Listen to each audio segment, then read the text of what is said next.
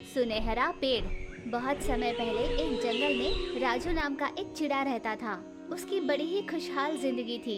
अच्छा खासा परिवार, बहुत सारा धन और खूब सारी जायदाद थी। उस पूरे जंगल में राजू के घर जितना भव्य घर दूसरा नहीं था। राजू की पत्नी ढेर सारे गहने पहनकर ही रहती थी। सब कुछ इतना ज्यादा था, पर राजू की लालच इससे खत्म नहीं हुई। वो हमेशा और भी ज्यादा धन और ज्यादा जायदाद हो, ऐसे ही सोचा करता था। किसी की सहायता भी नहीं करता था। एक दिन राजू का दोस्त बॉबी उससे मिलने आया। अरे बॉबी, बड़े दिनों बाद आया है, क्या किसी काम से आया है? हाँ राजू, मैं बड़ी मुसीबत में हूँ, तुमसे सहायता की उम्मीद लेकर आया हूँ। सहायता?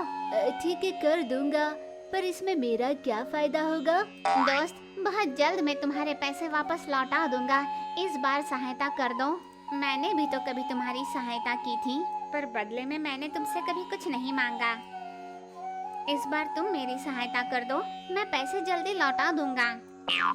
हाँ, मैं भी तुम्हारी सहायता करना ही चाहता हूँ, पर क्या करूँ, इस समय मेरे पास पैसे नहीं। अगली बार आना, देखूंगा। बॉबी ने राजू को सर से पैरों तक देखा।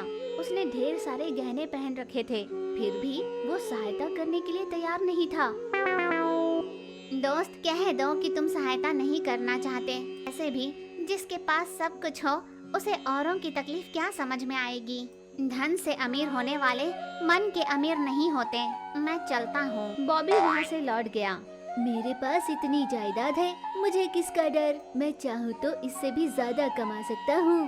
पत्नी रानी वहाँ पर आई और पति से कहा, आपको और ज्यादा कमाना है तो आप सोने का पेड़ ही लगा लीजिए। सोने का पेड़? क्या ऐसा भी कुछ होता है? हाँ, होता है ना। क्या आप जाओगे? हाँ, क्यों नहीं जाऊंगा। इतना कहकर राजू घर से चला गया। वो अपने दोस्त सुरेश से मिला और पूरे जंगल में उस पेड़ का पता लगाने लगा। सुरेश, क्या तुम जानते हो कि सोने का पेड़ कहाँ पर है? क्या कहा? सोने का पेड़? उसके बारे में सोचना भी खतरे से खाली नहीं है। ऐसा क्यों कह रहे हो? ये बात सच है कि सोने का पेड़ है। अपने जंगल से पूरे 100 मील दूर एक गुफा में है वो। सुना है उस पर बड़े बड़े सोने के फल लगते हैं, पर ये भी सुना है कि उस पेड़ के पास एक भयानक सा बड़ा सा चील उसकी निगरानी करता है। उसका सामना कर पेड़ तक पहुंचना बहुत ज्यादा मुश्किल है, तभी तो कोई भी आज तक इतना साहस कर नहीं पाया। क्या कहा? सोने का फल? वो तो बहुत ज्यादा स्वादिष्ट होते होंगे, तो क्या वो सारे फल चील अकेला खा जाता होगा? वो खाता हो तो खाए भले, तुम वहाँ जाने के विचार मत लाना। मैं कल ही उस सोने के पेड़ के पास जाने की सोच रहा हूँ। तुम चाहो तो मेरे साथ चल सकते हो। ना बाबा, क्या पता अगर वापस लौट ही ना पाए तो? हाँ, पर तुम्हें अंदर चलने की कोई जरूरत नहीं, तुम बाहर खड़े होकर ही देखना, और ऐसे ही आने की भी कोई जरूरत नहीं। बदले में मैं तुम्हें 100 सोने के मोहरे दूंगा। क्या कहा? 100 सोने के मोहरे? मेरे सारे कष्ट खत्म हो जाएंगे। हाँ हाँ, मैं चलूंगा, पर मैं पेड़ के पास नहीं आऊंगा। हाँ हाँ, तो फिर हम कल चलते हैं। यूँ राजू ने कबूतर को पटा लिया। फिर अगले ही सवेरे उन दोनों ने अपना सफर शुरू किया। पर्वत, पहाड़, झील, झरने, घने छोटे हर जंगल को पार कर वो आगे बढ़ते ही जा रहे थे। यूँ बहुत दूर जाने के बाद उन्होंने एक गुफा के अंदर से चमचमाती सुनहरी रोशनी को बाहर आते देखा। सुरेश, देखा तुमने?